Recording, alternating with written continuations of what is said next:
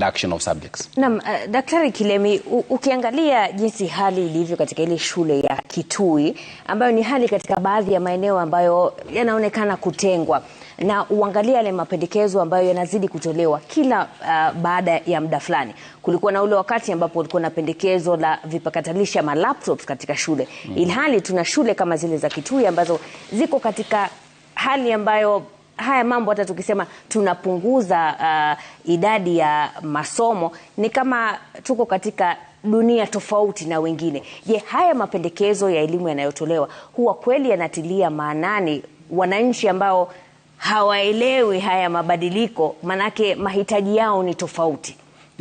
Asante sana. First, let me say this. You should ask the question, what is in a system? We are 743 system. We came to 844. Now we are in CBC. What counts about education is not the number of years or the subjects you have got in it, but how well you prepare the system to be able to produce kids that can, are benefited from the system. Secondly, the problems we are seeing in Kitui were there during my time. They were there during 844. They were always there. So they have not changed just because of CBC. The question, therefore, is about how we support the schools that are in that kind of situation. And that calls for equitable funding. A school in Kitui will need to be funded more than Alliance High School. But unfortunately, it is the national schools that get the bulk of the money. This is completely unfair. We must look at those schools and spend most of the money there. Finally, the idea of 844 was that education will create employment. So we started a lot of vocational subjects and so on.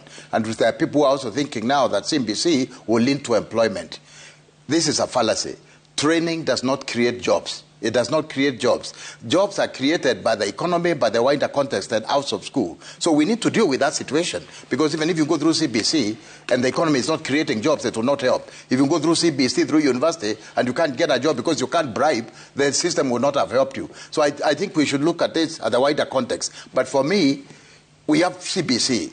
How best can we, work on it such that it gives us products that, can compete locally, regionally, and globally, but more importantly, aware that a lot of the changes that we require to make use of those kids have to emanate from the wider system in which education is operating. Na bila shaka Sam, kuna hili swali la funding ambalo